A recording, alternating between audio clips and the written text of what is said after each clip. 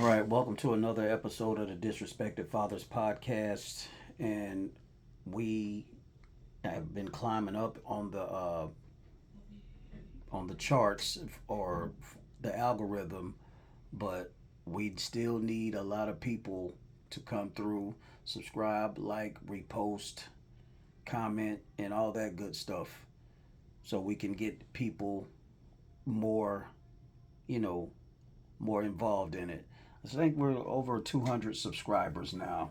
Uh, Not bad, but I always tend to want to do better as far as this goes to getting our message out. Um, Today, we're going to be talking about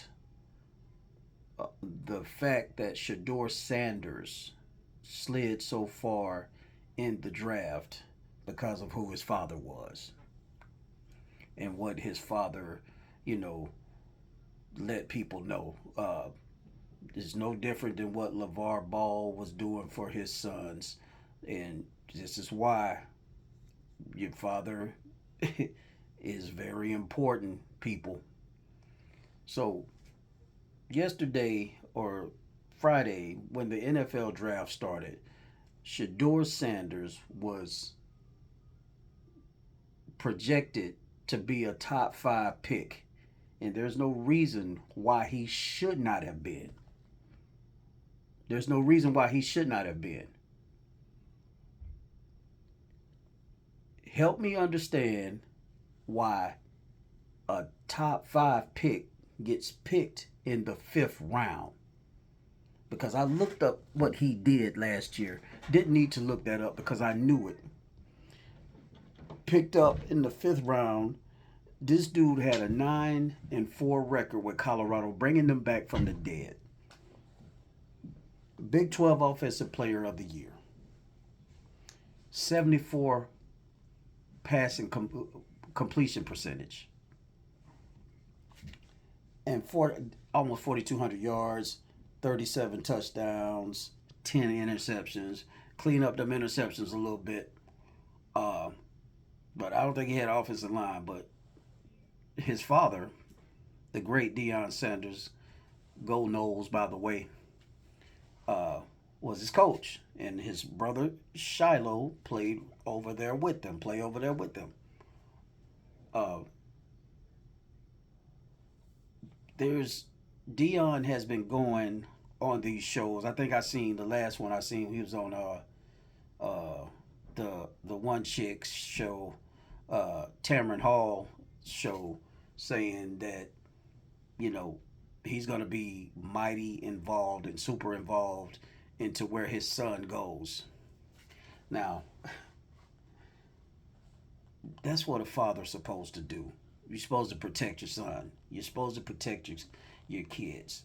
And that's what a father does. I've been listening to these analysts talk about there was no conspiracy involved when it actually absolutely freaking was. Because they seen where Dion went on these shows and the fact that Shador has a level of confidence, you can call it arrogance if you want to, a level of confidence about himself to the point to where, you know, he's supposed to be that about himself when it comes to his craft. He's supposed to be about that. But I guess y'all are trying to teach the Sanders family a lesson. I'm talking about nobody's bigger than the game. When has it been? When has it not been about talent? Don't say it ain't about talent. Don't say it's not. Don't say it's about winning because you've been picking talent over winning all the time. All these jobs that To had, all these jobs these backup quarterbacks had. My question is, you passed up on this dude 143 times. All you teams passed up on this dude 143 times. For what? It was a spite lesson. It was a spite lesson. And then you send him to one of the three worst teams in the NFL. You send him to the Cleveland Browns, where it's been a dumpster fire ever since. All because his dad was going to be involved in his process.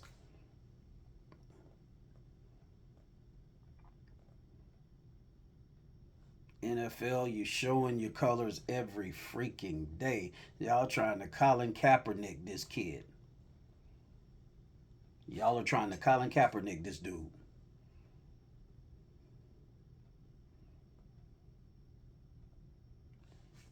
I remember when people like Warren Sapp slid down in the draft. He didn't slide down this far. I remember when people like Brady Quinn slid down this far. You know what? And let me tell you something else. How they try to demasculate young brothers that go through there. When Brady Quinn, I remember watching that draft. When Brady Quinn didn't get drafted, they pulled out the red carpet for him. He wanted to sit out front because he thought he was going to be a first rounder. But they started seeing him slide down in the draft. The people that were running the drafts like, hey, would you like to come backstage to avoid humiliation? So, see how they rolled out the red carpet for him? Nobody called Shadeur or nothing. And I also seen the fact that when he finally gets drafted yesterday, when Shadeur finally gets drafted yesterday, did you see the energy in the Cleveland Browns war room?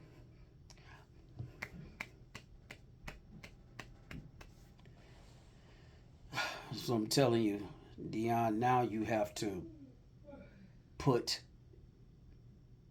your foot on their necks when it comes to your son, because we don't want him to end up in a situation like they tried to put Deshaun Watson in. Because that's what this is about to be. They're trying to put him in a situation to where he is set up for failure, because that's what this is. This is a setup for failure.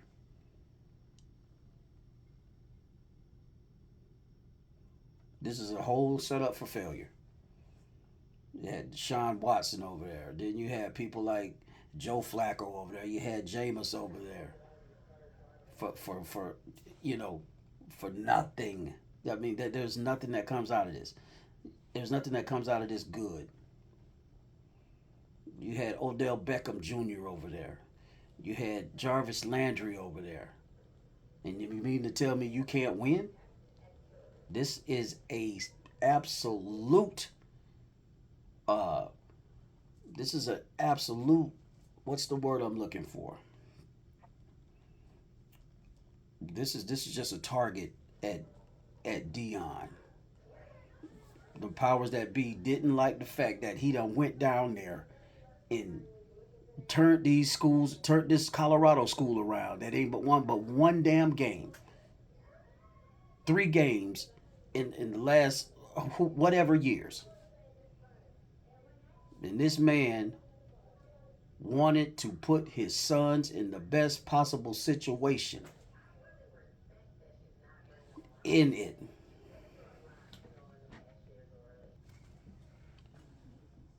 Trying to put them in the best possible situations for them to win. I admire people like LeVar Ball. I admire people like Dion.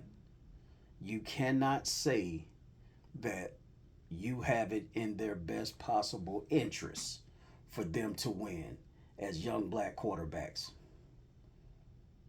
If that's the case, what happened to after Doug Williams won that Super Bowl with Washington? You didn't hear nothing else from him. He didn't play another snap. So, and Doug Williams is a model citizen.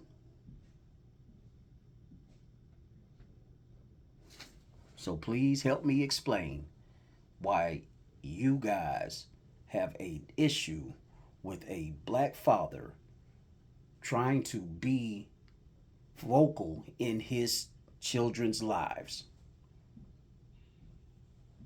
Now, if it was a woman, you'd be on board for that. Single woman, easy target. All you got to do is throw some young dude at her to throw her off course, steal your baby from right up under you. That's why you need your father.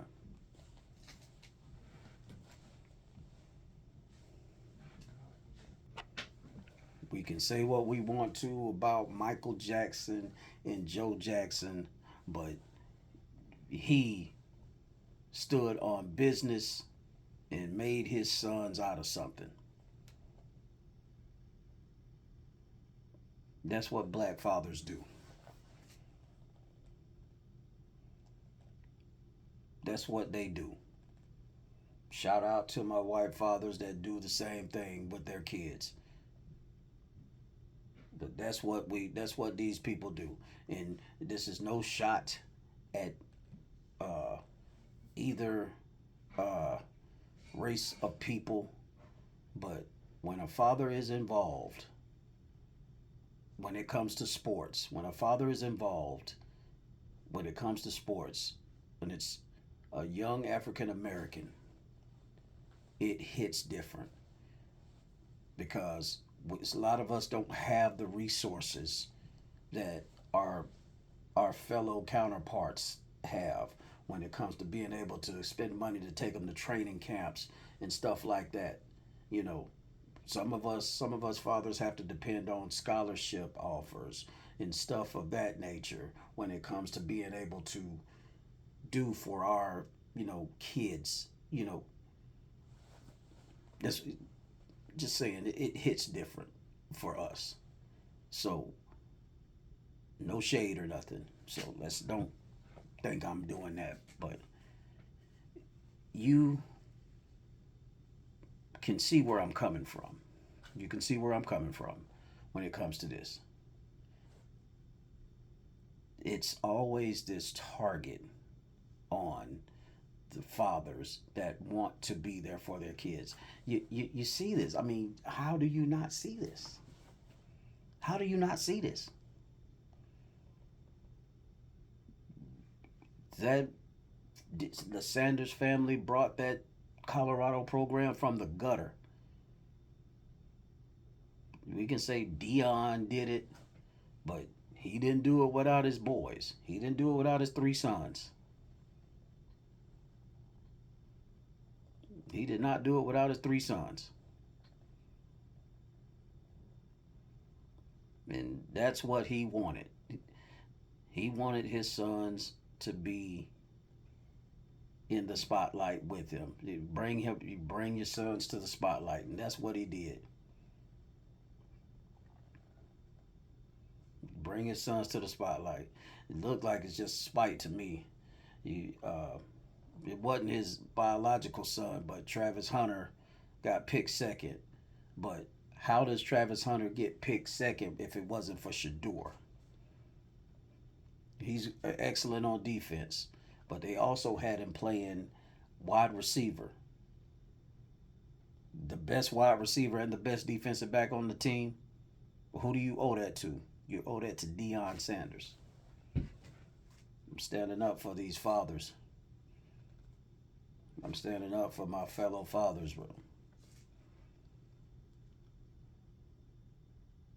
So, all you people, all you moms and dads that are watching your son get drafted, I'm so excited and happy for them. But my my advice is to let them go in there, do what they have to do, mind their own business, get off those people's clock, go home, come back and do it again. And by that I mean go in there. You're supposed to make friends with your teammates, leave, go home, and raise your family. You're probably going to have a family here soon.